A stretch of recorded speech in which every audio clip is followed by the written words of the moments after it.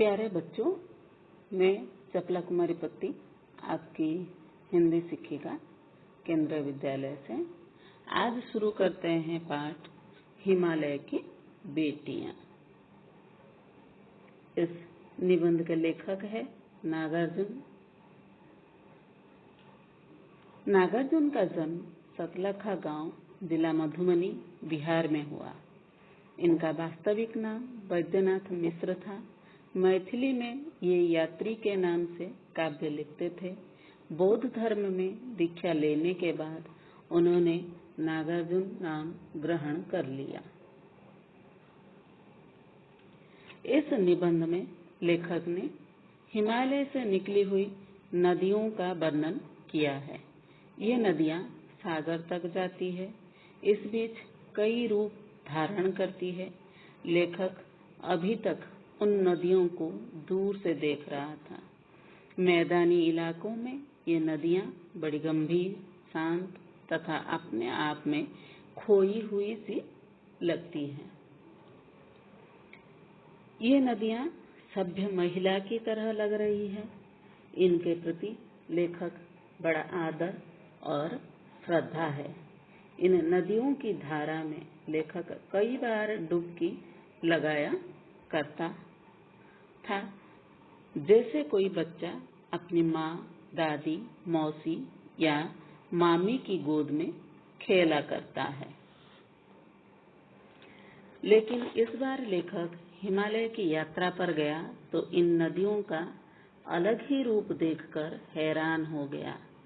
हिमालय पर दुबली पतली लगने वाली गंगा, यमुना तथा सतलुज नदियों में उतरकर इतनी विशाल कैसे हो जाती है।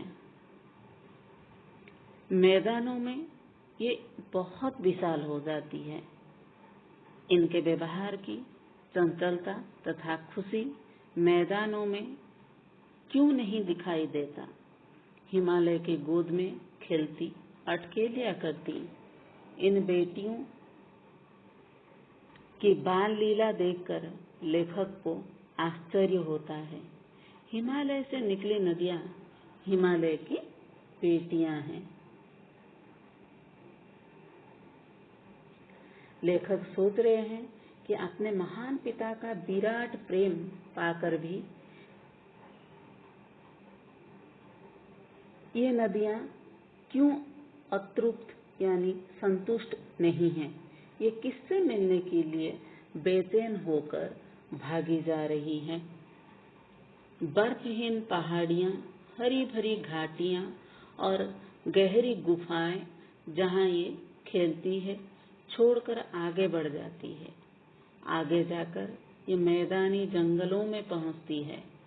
यहाँ उन्हें बीती बात याद आ जाता होगा। बूढ़ा हिमालय अपनी इन नटखट बेटियों के लिए जरूर परेशान रहता होगा।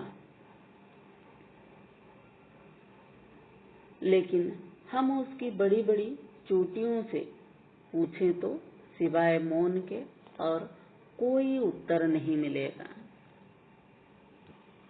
सिंधु और ब्रह्मपुत्र के साथ साथ रावी, सतलज, चेनाब, झेलम, गंगा, यमुना, गंडक आदि कई छोटी बड़ी नदियां हैं जो हिमालय की ही बेटियां हैं।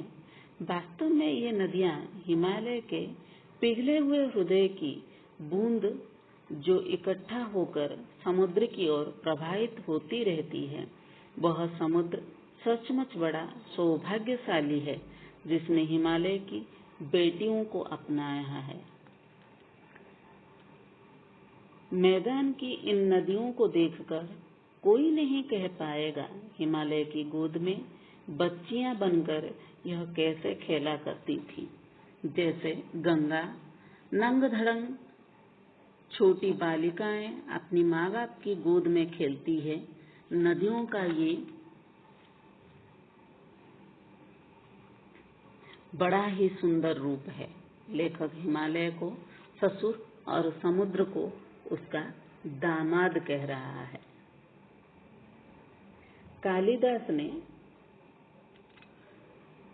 आपने मेघदूत काव्य में बेत्रावती यानी बेतवा नदी को प्रेयसी के रूप में वर्णन किया है। पहाड़ पर और मैदानी इलाकों में इन नदियों का अलग अलग रूप देखने को मिलता है। काका कलेलकर ने नदियों को लोक माता कहा है, लेकिन लेखक माता मानने से पहले इन नदियों को बेटियां तथा प्रेयसी के रूप में भी मानते हैं। इतना ही नहीं, ममता का धागा भी जोड़ रहे हैं। वे इन्हें बहन भी बना लेते हैं। ये लेखक थीलिड यानी तिब्बत में परेशान होकर सतलज किनारे जा बैठे तो शीघ्र ही उनका मन तरोताजा हो गया।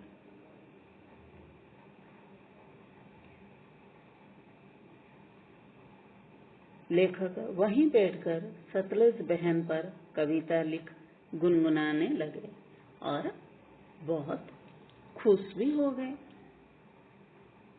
इस तरह लेखक ने इस निबंध में हिमालय और उनसे निकली हुई नदियों का वर्णन किया है और उन्हें मानवीय रूप दे दिया है। हिमालय पिता है, नदियां बेटी है और सागर उनका दामाद है ना? बड़ा सुंदर। धन्यवाद बच्चों।